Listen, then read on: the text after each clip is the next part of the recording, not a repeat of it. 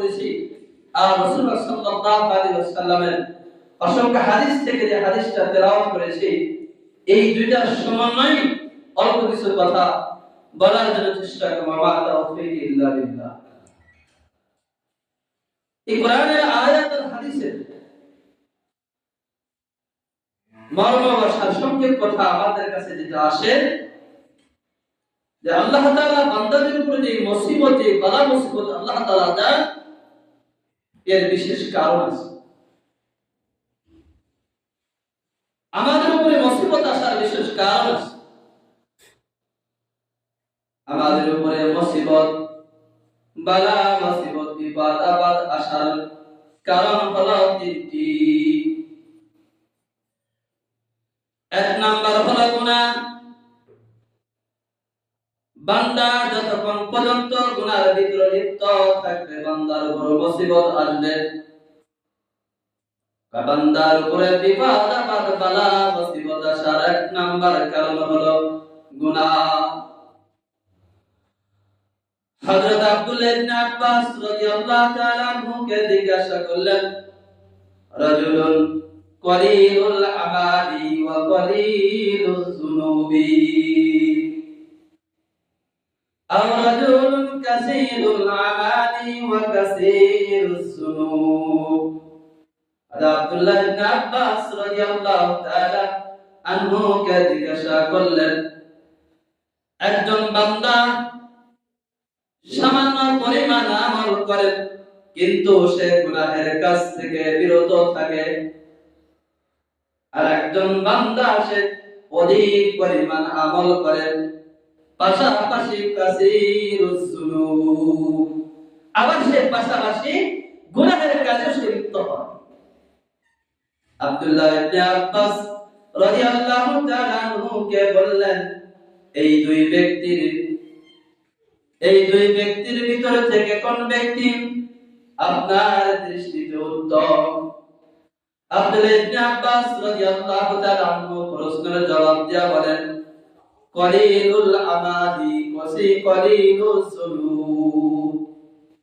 উনি বলেন, যে ব্যক্তি অল্প আমল করে কিন্তু সে গুনাহের কাছ থেকে বেঁচে থাকে, গুনাহের কাছে সে যায় না। আব্দুল্লাহ ইবনে আব্বাস বলেন, এই ব্যক্তি হলো আমার দৃষ্টিতে অনেক উত্তম ওই ব্যক্তির চাইতে যে ব্যক্তি অধিক পরিমাণে আমল করে কিন্তু আবার গুনার কাছে কি হয়, লিপ্ত হয়। হযরত আবু হুরায়রা রাদিয়াল্লাহু তাআলা আনহু থেকে বর্ণিত, এক ব্যক্তি আল্লাহর নবী বিশ্ব নবী রাহমাতুল লিল আলামিন কে জিজ্ঞাসা করেন, আল্লাহর নবী, এমন একজন নারী আছে, মহিলা আছে, যেই মহিলার আমল সম্পর্কে আমরা সবাই অবগত। সে নফল ইবাদত বেশি বেশি করে রোজাও সে রাখে, দান সদকার দিক থেকে সবার কাছে মাশহুর, সে প্রসিদ্ধ, অনেক দানশীল।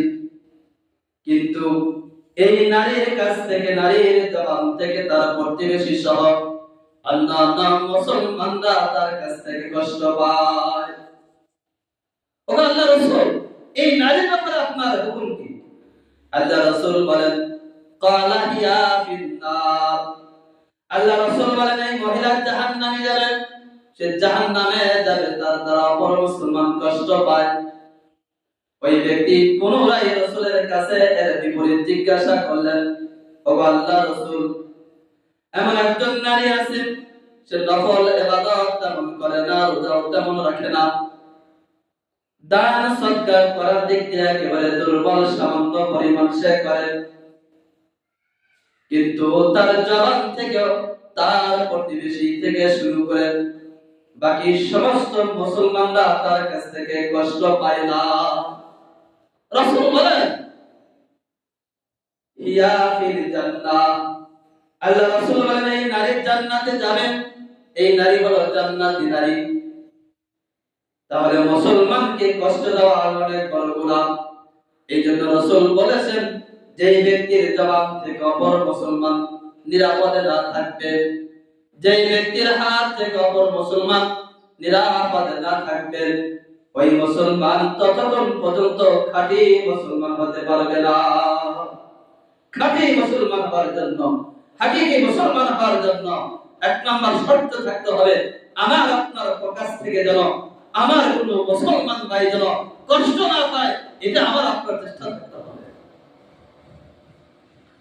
আল্লাহ রাব্বুল আলামিন সূরা শূরা 30 নম্বর আয়াতে বলেন, ইদা আসাবাতুকুম মুসিবাতিন ফাবিমা কাসাবাত আইদিকুম ওয়া ইয়াফু আন কাসীর।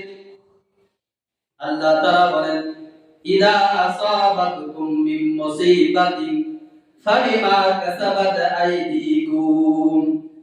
আল্লাহ তাআলা বলেন, আমার বান্দারা, তোমাদের কাছে যে সমস্ত মুসিবত এসে বসে, বালা মুসিবত তোমাদের কাছে আসে, ফাবিমা কাসাবাত আইদিকুম, এগুলো হলো তোমাদের কৃত কর্মের কারণে আসে। ওয়া ইয়াফু আন কাসীর, আল্লাহ রাব্বুল আলামিন তোমাদের অধিকাংশ অপরাধগুলো তিনি ক্ষমা করে দেন। আল্লাহ রাব্বুল আলামিন সূরা রূমের 40 নম্বর আয়াতে আল্লাহ তাআলা বলেন, যাহারাল ফাসাদু ফিল বাররি ওয়াল বাহরি বিমা কাসাবাত আইদিন নাস। আল্লাহ রাব্বুল আলামিন বলেন, জলে এবং স্থলের ভিতরে যত তোমরা ফাসাদ বিপদ আপদ তোমাদের উপর আসে, এগুলো হলো বিমা কাসাবাত আইদিন নাস, এগুলো হলো মানুষের কৃত কর্মের কারণে আসে। লিইযিকাহুম বা'দাল্লাযী আমিলু লাআল্লাকুম ইয়ারজিউন। আল্লাহ তাআলা বলেন, লিইযিকাহুম বা'দাল্লাযী আমিলু লাআল্লাকুম ইয়ারজিউন। আল্লাহ তাআলা তোমাদেরকে কিছু কিছু গুনাহের কারণে, কিছু কিছু অপরাধের কারণে আল্লাহ তাআলা তোমাদেরকে দুনিয়াতে শাস্তি দান করেন, লাআল্লাকুম ইয়ারজিউন, যেন তোমরা আল্লাহ তাআলার পথে ফিরে আসো, ফিরে আসো। আল্লাহ তাআলা তোমাদের অনেক অপরাধ, এগুলো আল্লাহ তাআলা তোমাদেরকে মাফ করে দিচ্ছেন। মাঝে মাঝে কিছু অপরাধের কারণে তোমাদের একটা শাস্তি দেন, যেন বান্দা যেন আমার দিকে সে বান্দা কি আসে, ফিরে আসে। আমরা গুনাহ করি, গুনাহ হলো দুই প্রকার। আমরা সমাজে যেটা বলি, ছোট গুনাহ কি গুনাহ, বড় গুনাহ। আরবিতে যেটা হাদিসে যেটা আছে, কবিরায়ে সগীরা আর কবিরায়ে কাবীরা। সগীরা গুনাহ কি গুনাহ, কাবীরা গুনাহ। তাহলে গুনাহে সগীরা আর গুনাহে কাবীরা দুইটা গুনাহ। আল্লাহর নবী বিশ্বনবী রাহমাতুল লিল আলামিন আম্মা জান আয়েশাকে ডাকতে বলেন, আয়েশা, যেই গুনাহকে তোমরা একেবারে ছোট থেকে ছোট মনে করো, যেই গুনাহকে তোমরা একেবারে তুচ্ছ মনে করো, ওই গুনাহ থেকেও তোমরা নিজেকে হেফাজত করে বাঁচিয়ে থাকো। আল্লাহ তাআলার পক্ষ থেকে ওই গুনাহ থেকে তোমাদেরকে পাকড়াও করা হবে, ওই গুনাহ থেকে তোমাদেরকে পাকড়াও করা হবে। যেই গুনাহকে তোমরা একেবারে ছোট মনে করতেছো, এমন গুনাহ থেকে তোমাদেরকে আল্লাহ তাআলার কাছে কি করতে হবে, ভাই, জবাবদিহিতা করতে হবে। আশ-শাবারি থানভী রাহমাতুল্লাহ আলাইহি লেখেন, হযরত হাসান বসরি রাহমাতুল্লাহ আলাইহির কাছে কিছু সংখ্যক মানুষ এসে অভিযোগ করলেন। একজন এসে অভিযোগ করলেন অভাব অনটনের কথা, দ্বিতীয় ব্যক্তি অভিযোগ করলেন সন্তান না হওয়ার কথা, তৃতীয় নম্বর ব্যক্তি অভিযোগ করলেন বৃষ্টি অনাবৃষ্টি সম্পর্কে, বৃষ্টি হয় না। চতুর্থ নম্বর ব্যক্তি জিজ্ঞাসা করলেন বৃষ্টি না হওয়ার কারণে জমি তো একেবারে শুকিয়ে যাচ্ছে, সমস্ত ফসল আদিত জমি থেকে উর্বর হয় না, জমি থেকে উৎপন্ন হয় না, জমি শুকিয়ে যাওয়ার ব্যাপারে অভিযোগ করলেন। হযরত হাসান বসরি রাহমাতুল্লাহ আলাইহি এই সমস্ত অভিযোগগুলো একসাথে তিনি জবাব দিয়ে দিলেন, কুল তাস্তাগফিরু রাব্বাকুম ইন্নাহু কানা গাফফারা। হাসান বসরি রাহমাতুল্লাহ আলাইহি জবাব দিলেন, তোমরা সকলে কি আল্লাহ তাআলার কাছে তওবা ইস্তিগফার করো। এই চার শ্রেণীর মানুষদেরকে যখন জবাব একটা দিয়ে দিলেন, এক ব্যক্তি জিজ্ঞাসা করলেন, আপনি তো এক একজন এক এক অভিযোগ নিয়ে আপনার কাছে এসেছিল, সমস্ত ব্যক্তিদেরকে আপনি একই জবাব দিয়ে দিলেন। হাসান বসরি রাহমাতুল্লাহ আলাইহি এই ব্যক্তির প্রশ্নের জবাবে তিনি জবাব দিয়ে দিলেন, কুল তাস্তাগফিরু রাব্বাকুম ইন্নাহু কানা গাফফারা।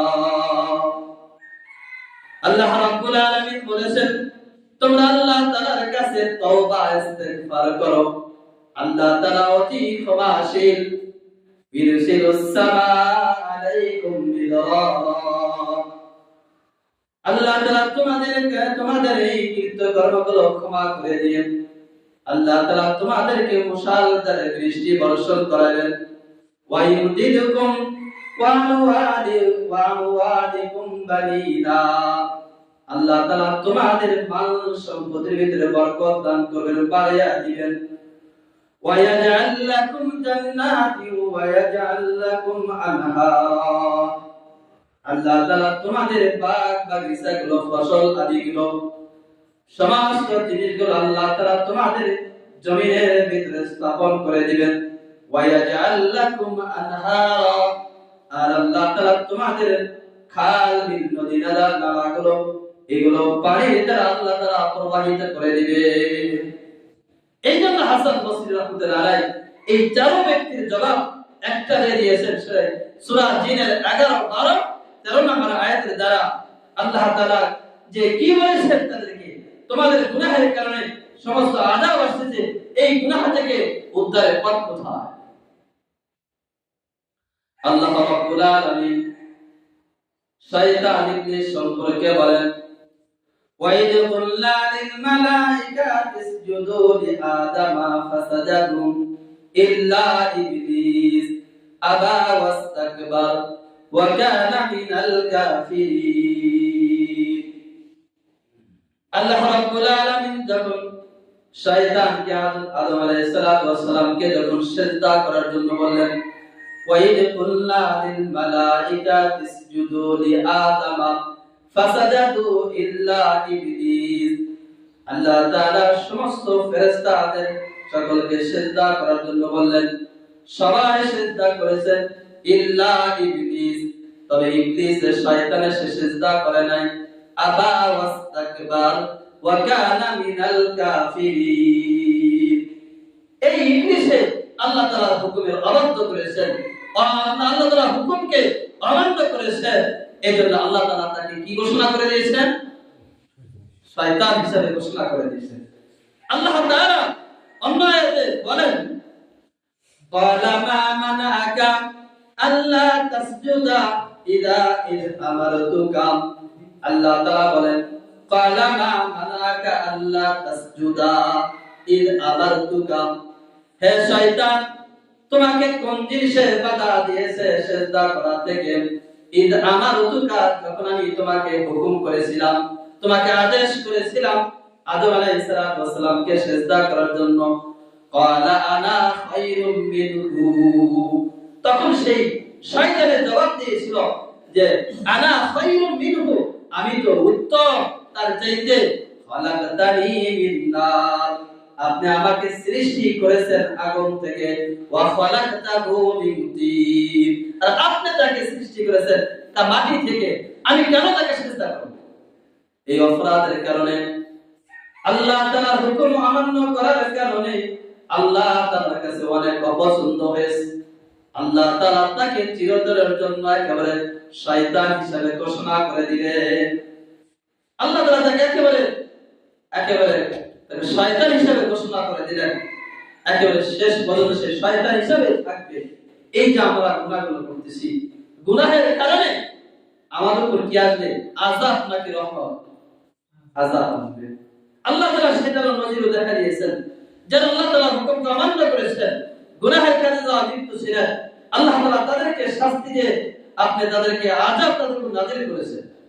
হযরত নূহ আলাইহিস সালাতু ওয়াস সালামের কওম এবং তার ছেলে স্ত্রী সহ তারা গুনাহের কাজে লিপ্ত থাকার কারণে আল্লাহ তাআলা তাদেরকে বন্যার পানি দিয়ে তাদেরকে ডুবিয়ে দিয়েছেন, তাদেরকে ধ্বংস করে দিয়েছেন। আল্লাহ তাআলার হুকুমকে অমান্য করার কারণে হযরত লূত আলাইহিস সালামের কওম তার সম্প্রদায়ের সমকামিতার কাজে লিপ্ত থাকার কারণে এবং তার স্ত্রী তাদেরকে এই কাজে সহযোগিতা করার কারণে আল্লাহ তাআলা তাদেরকে ধ্বংস করে দিয়েছেন। হযরত দাউদ আলাইহিস সালামের সম্প্রদায় তারা কৌশলে মাছ ধরার কারণে আল্লাহ তাআলা ওই সময়ের যুবকদেরকে তাদেরকে বানরের আকৃতি করে দিয়েছেন, আর বিদ্যা মানুষদেরকে শুকরের ন্যায় আকৃতি তাদেরকে দান করেছে। এগুলো কিসের কারণে আসছে? হযরত নূহ আলাইহিস সালামের কওমের উপর আযাব, হযরত লূত আলাইহিস সালামের কওমের উপর আযাব, হযরত দাউদ আলাইহিস সালামের কওমের উপর আযাব, হাত্তা কি তাদের স্ত্রী এবং তাদের সন্তানগুলো রক্ষা পায় নাই। এগুলো কিসের কারণে? এক নাম্বার গুনাহের কারণে। এহলো এক নাম্বার। আমি শুরুতে বলেছিলাম যে আমাদের উপরে মুসিবত আসে তিন কারণে, এর ভিতর থেকে এক নাম্বার কারণ হলো গুনাহ।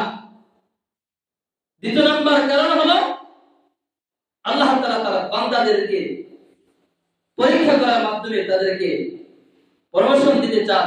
এই প্রমোশন বাড়ানোর জন্য আল্লাহ তাআলার পক্ষ থেকে মুসিবত আসে, বালা মুসিবত আসে পরীক্ষার জন্য।